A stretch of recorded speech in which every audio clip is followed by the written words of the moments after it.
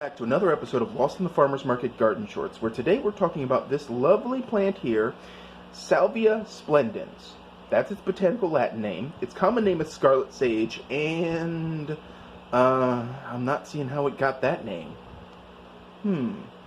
Things that make you go, But anyway, it is in the Lamiaceae family, and that means it's essentially under the mint heading, and not a surprise, all sages are under the mint heading, so are basils and rosemary, which is now a sage. That's confusing. But anyway, the word splendens in the specific epithet means bright, which, with these flowers, I could kind of understand. Now, it is native to Brazil, which means it's technically a native to the New World and therefore a technical native, considering we're spreading it around and whatnot. It is hardy in USDA zones 9 through 11, and it's considered an annual in USDA zones 8 through 1, which is true because if you go out to nurseries, you will find it in the annual rack. And, I mean, that's okay. It's a pretty good bedding plant. Look at the shape and the form and the color. You do have to deadhead, though. And usually deadheading is not the individual flowers, but in fact, the whole stem.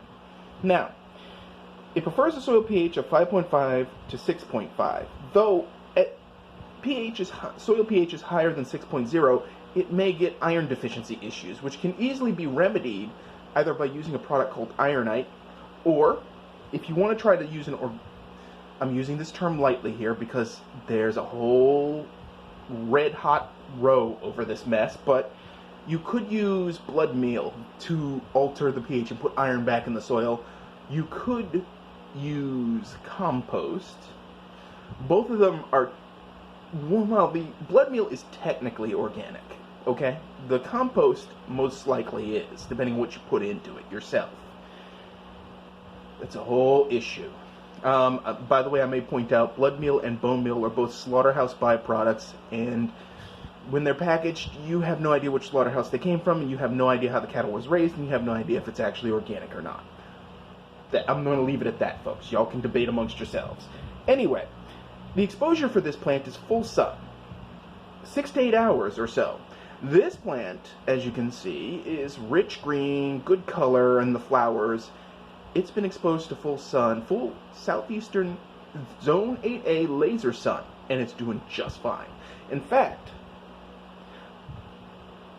this plant was rescued from Blows, their distressed plant rack. And it didn't look like much. And then a few weeks of rehabilitation, and suddenly it probably looks better than it was when it was shipped in new. Sages recover quickly when they get the right care, and that is the best part about them. They are tough. But we'll get into that more so in the info section. Anyway, the height of this plant is 1 to 2 feet, which you can see. I mean, the actual plant stops about here, or the foliage, and then the flowers add a few inches to the thing, and it's about 18 inches right now. So that's pretty good. Now, its width is 9 to 18, and I could see that rounding out to about 9 to 10, maybe 9-ish. But then again, this plant is still developing, and it looks great.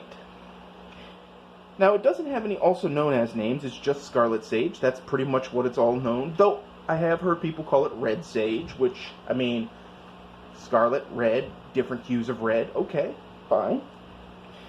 Now, the wild form itself gets to 4.3 feet tall, but that is not in cultivation. I'm sure there's a reason for this, but it would be neat to see. Now, in Brazil, it grows at a certain altitude and so forth, so on, so maybe there's a difficulty in bringing it back. But it's been cultivated into its current form, so technically, this is not its natural form at all. Now, maybe if you put this back in its native environment, you would see its natural form. Hard to say. Genetics be crazy like that. Now, the plant was first named and described by a European in 1822 with the common name Lee's Scarlet Sage. I couldn't find out the full name of this Lee guy, not for lack of trying. There's a lot of conflicting information both in my library and on the internet. I mean, garden books change constantly. I mean, literally terms that didn't existed 10 years ago, 20 years ago, are now no longer in use or have been altered. It's just how it is, folks. Now, what's interesting is that Scarlet Sage isn't just available in scarlet. Oh no, these little red doodad flowers coming out of here, no, it's actually available in colors ranging from pink, white, and purple. And then varying shades of red, of course.